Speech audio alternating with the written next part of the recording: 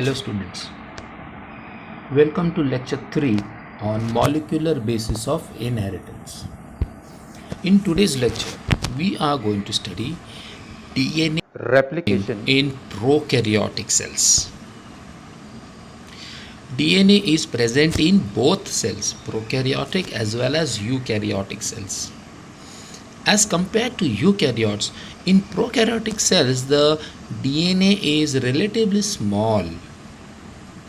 And that is why it is very easy for us to understand how the replication takes place. After this prokaryotic replication, I will make a new video on eukaryotic replication. Let us understand some basics on prokaryotic DNA replication. It consists of 7 steps. The very first step is activation of nucleotides.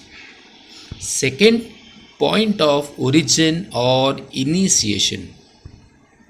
Unwinding of DNA molecules. Replication fork. Synthesis of new strand. Leading and lagging strand. And formation of daughter DNA molecules. We will talk about each and every step. The first step is activation of nucleotides. Activation means charging the nucleotides. Remember, DNA replication is carried out inside the cell. In case of prokaryotes, the DNA is surrounded by cytoplasm. And in case of eukaryotes, the DNA is surrounded by nucleoplasm. Henceforth, we will use the term environment or the surrounding. In prokaryotic cytoplasm, the nucleotides that are present are in a discharge condition. Discharge condition means they contains only one phosphates. You can see. That's why called as monophosphate. Adenosine is a nucleotide or nitrogen base having a single phosphate. That is why called adenosine monophosphate. This is in a discharge condition. They are not at all active. Here guanosine monophosphate. Mono means single. You can see a single phosphate. Then thiamine monophosphate and cytosine monophosphates. These monophosphates are activated by adenosine triphosphates. For activating these monophosphates, 2 more molecules of phosphates are necessary. Activation is carried out in presence of an enzyme called phosphorylase. For understanding, let us remember with this symbol. These are the phosphorylase enzymes. In their presence, 2 more phosphate molecules are attached. So now there are 3 phosphates. So each and every nitrogen base is activated. Symbolically, let us understand these are the activated nitrogen bases. These nitrogen bases are present in the environment. Remember, I said we are talking prokaryotic cells. They does not have nucleus. So their DNA is surrounded by cytoplasm. So cytoplasm is having activated nitrogen bases. So this is called as activation.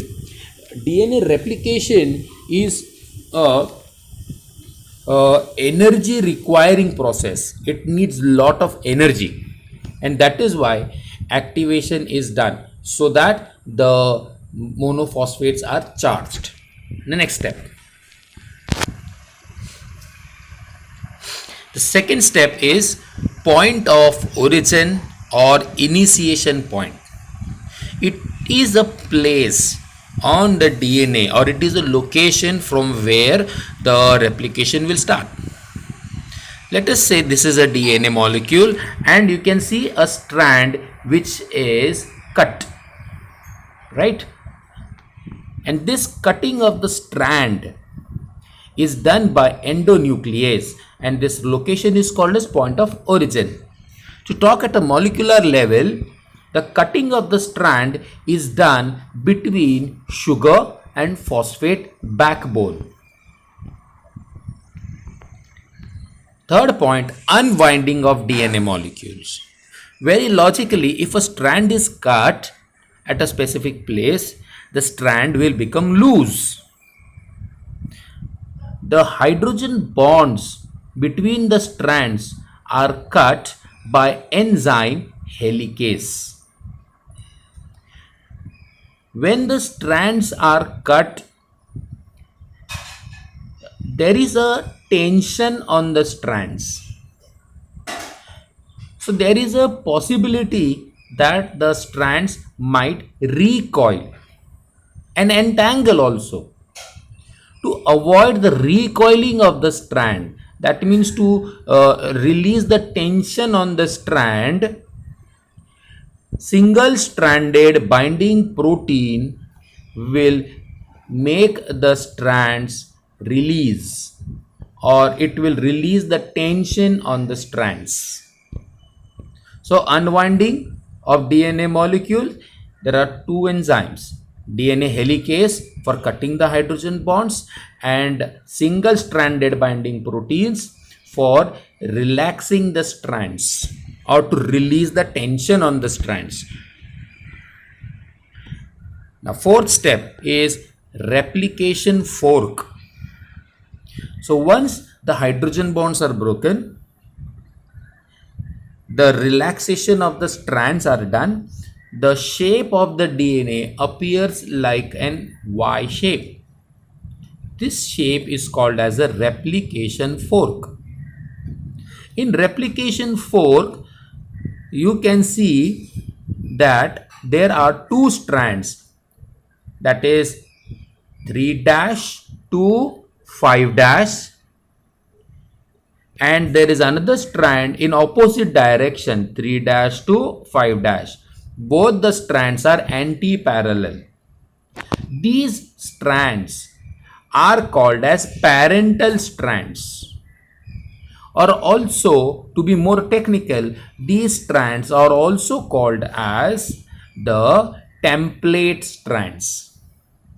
These strands will work like a supporting framework to produce a new strand.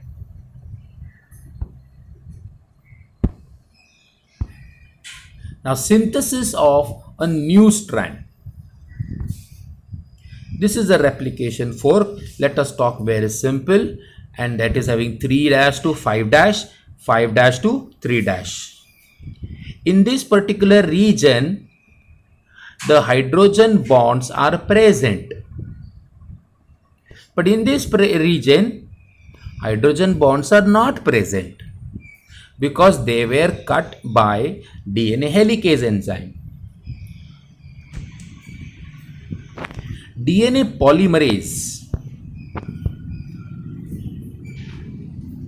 is responsible to synthesize brand new strand on the DNA molecule. But that's not going to work alone. DNA polymerase needs assistance by another RNA primer. The RNA primer gets attached at the 3' end. Now in this particular region, the 3' end was available for RNA primer to come and attach. But at this location, since there is hydrogen bond, this location is not available for RNA primer. So where it will come? It will come at the beginning of the fork, because here hydrogen bonds were absent. Now once the RNA primers are formed, in the presence of enzyme RNA primase. Now it is a turn for DNA polymerase to manufacture a new strand of DNA molecules. The new strand of DNA will be produced in this direction, like this, and like this. You can see now there is a new strand formed. This strand will continue to grow upwards. That means upwards means this strand will grow up till the 5' end. The hydrogen bonds will be cut by DNA helicase. This place will be made available for the growth of a new strand. But here it is not possible. The growth of this strand is not possible in this direction because there is no strand available. So this strand will not grow further.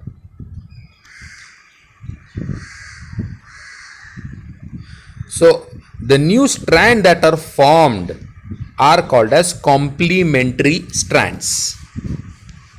Okay, let us revise it. First step was activation of nucleotides.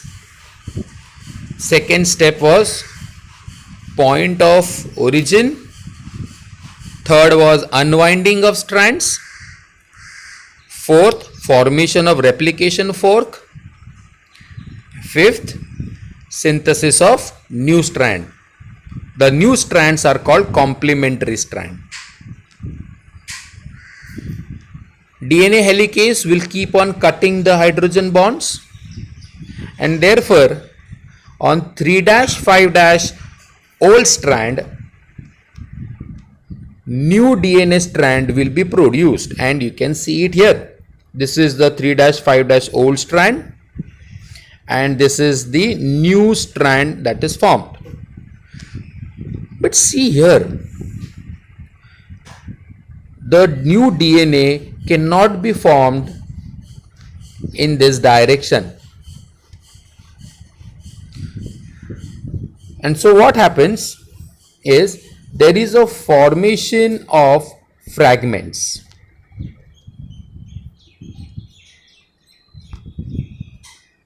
The leading strand or the new strand is called as a leading strand. Leading means in front or the first. So this is the strand that is formed first. That's why called leading strand. But this strand is having some fragments. They are called as Okazaki fragments based on the scientist name. And these fragments will later on afterwards form a proper strand. So since this Okazaki fragments will form a new strand afterwards called as a lagging strand. So a neat question, remember, Okazaki fragments are present on 5'3' old strand, and leading strand is present on 3'5' old strand. Now leading and lagging strands. Once the strands are fully formed, there is the presence of RNA primers, this green color, if you remember, right? Yes. DNA polymerase alpha, they will remove the RNA primers. Now formation of daughter DNA. Here there are 4 strands. The Okazaki fragments. These Okazaki fragments will be joined by DNA ligase enzymes. and because of this there is formation of all the 4 strands. That means 2 DNA molecules having 2 old strands, you can see, and 2 new strands.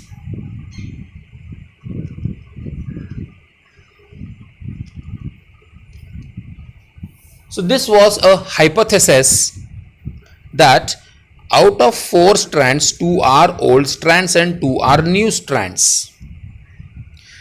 So because of this reason, the type of DNA replication is called as semi-conservative type of replication. But it was a hypothesis. Now, that hypothesis was proved by performing an experiment by Michelson and Stahl in 1958. They cultured E. coli in a medium containing ammonium chloride. Ammonium has nitrogen. This nitrogen is having a light isotope. For culturing means reproducing the E. coli. When the E. coli reproduce, DNA replication also takes place. For DNA replication, new nucleotides are required. The nucleotides require nitrogen. That nitrogen is taken up from the surrounding medium. So the DNAs, in whichever medium they are cultured, they will absorb the nitrogen from the surrounding medium. In this case, the surrounding medium was having a light isotope N14. After the culturing is done, the DNA were extracted from E. coli and centrifuged in a solution called as cesium chloride. Why they have used cesium chloride? Because the specific gravity of cesium chloride and specific gravity of DNA is the same.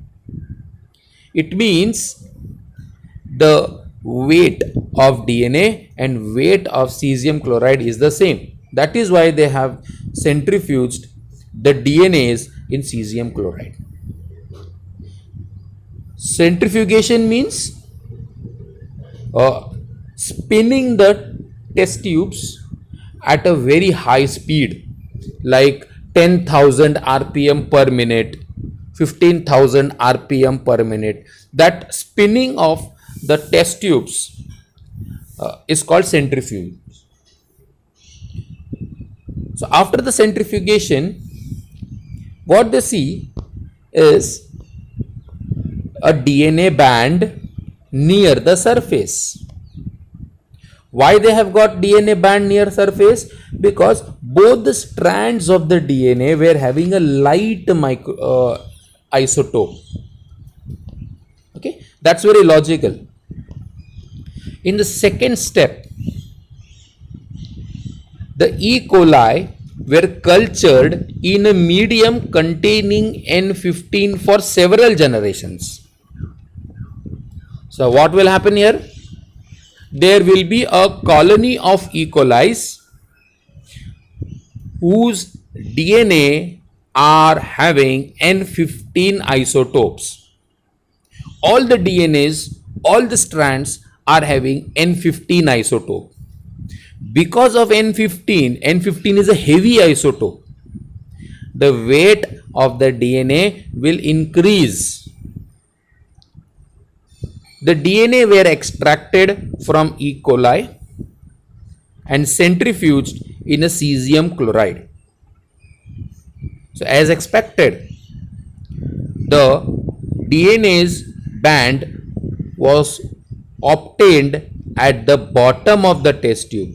The DNA got precipitated at the bottom of the test tube, because both the DNA strands were having heavy isotope. So you can compare when the DNAs were cultured, or replicated in a light isotope, the DNAs were collected at the surface, and when DNA replication was done in the heavy isotope, the DNAs are found at the bottom because they are heavy. Now in the third step, the E. coli there that were cultured in N15 are transferred into the N14 culture medium and allowed to replicate. E. coli replicates very fast, or E. coli culturing is done very fast. In 20 minutes, one generation can be completed. So the rate of reproduction of E. coli is very fast. So now, immediately after 20 minutes, that is first generation, they took out the E. coli and centrifuged. After centrifugation, they notice that the DNA band were collected in the middle of the test tube, not at the top, not at the bottom, because one of the strand is having a light isotope and another strand is having a heavy isotope. Okay, see, again very logical. Here both the strands were having light isotopes, so the DNA bands were very, very light. Here the DNA bands were having, both strands are having heavy isotope, so the DNA was heavy and precipitated at the bottom. But here one strand, 50-50%, one strand is having light isotope, one strand is having heavy isotope. So the DNA is having an intermediate weight or the medium weight. So the DNA band is precipitated at the middle. This is an evidence that the replication is of a semi-conservative type. Now, we may be wondering from where the N14 has come. N14 has come because the E. coli from N15 are cultured in N14. So N15 one parental strand and N14 is a daughter strand. This is an evidence that the replication is of a semi-conservative type. So this is after 20 minutes. Second generation is taken, that means after 40 minutes. And what they noticed, this is a second generation. In second generation, all the strands are having N14. That means even more lighter. So this is an evidence, proof that the replication is a semi-conservative type. To say in one line about this experiment, since the N15 DNA were cultured in N14 for one generation, one strand received N14 isotope and another strand received N15 isotope. So the weight of the DNA is intermediate.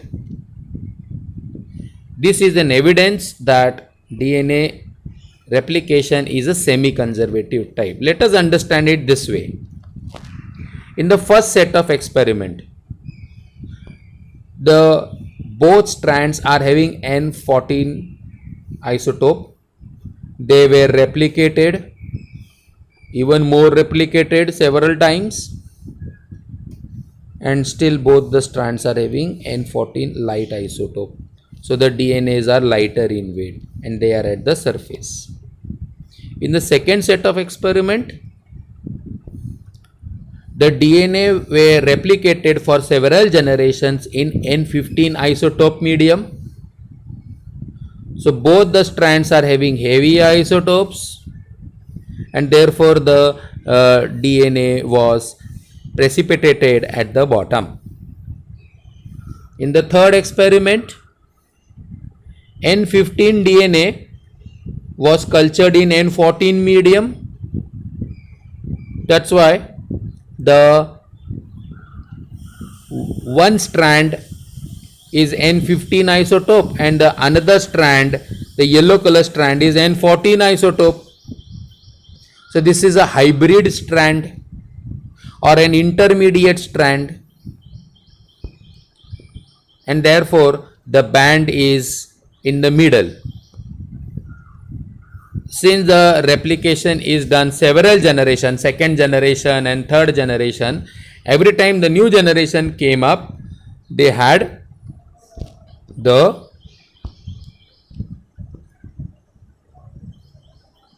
N14 band formed at the surface and N15 band combination is in the middle.